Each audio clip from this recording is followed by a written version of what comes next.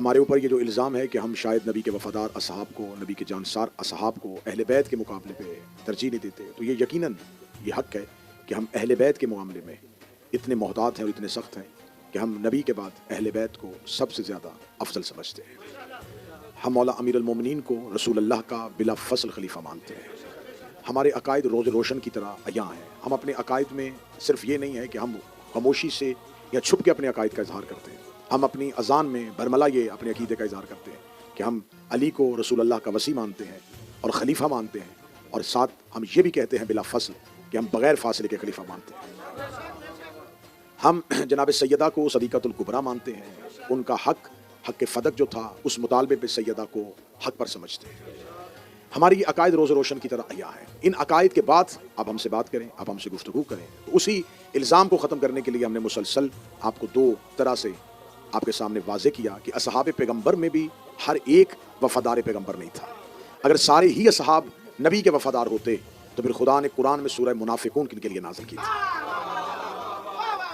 مسلمان کافر کی ایک ہی شکل تھی، ایک ہی صورت تھی، اس لیے خدا نے کافروں کے لیے ایک ہی صورت بھیجی، کافرون۔ مسلمان کی ایک ہی شکل ہوتی تو خدا ایک ہی صورت بھیجتا، مسلمون۔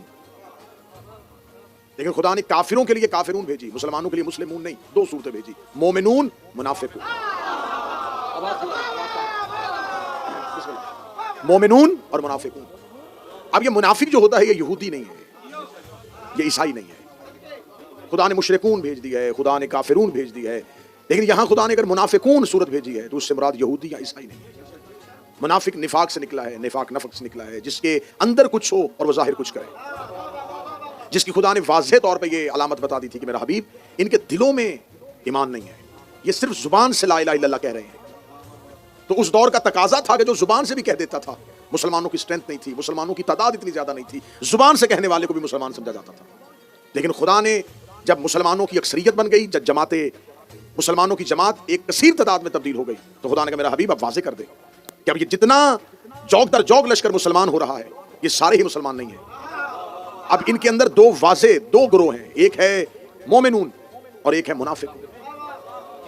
دور پیغمبر پہ نبی اور اللہ کو خبر تھی، کیونکہ رسول کی محفل میں لوگ بیٹھتے تھے، دل کے اندر کچھ ہوتا تھا، زبان پہ کچھ ہوتا، جو ہی محفل رسول سے نکلتے تھے پھر رسول کی محفل سے نکل کے وہ کھل کے اپنے عقیدے کا اظہار کرتے تھے، اور خدا بذریعہ جبرائیل رسول کو حکم پہنچا دیتے تھے، میرا حبیب یہ جو ابھی تیرے پاس سے اٹھ کے گئے ہیں، ابھی یہ تیرے پاس جو بیٹھے ہوئے تھے، انہوں نے تیری غیر موجودگی میں تیری اس بات کا یہ مذاق اڑایا ہے۔ تو یہ ساری باتیں دور رسول میں تو واضح ہوتی نہیں،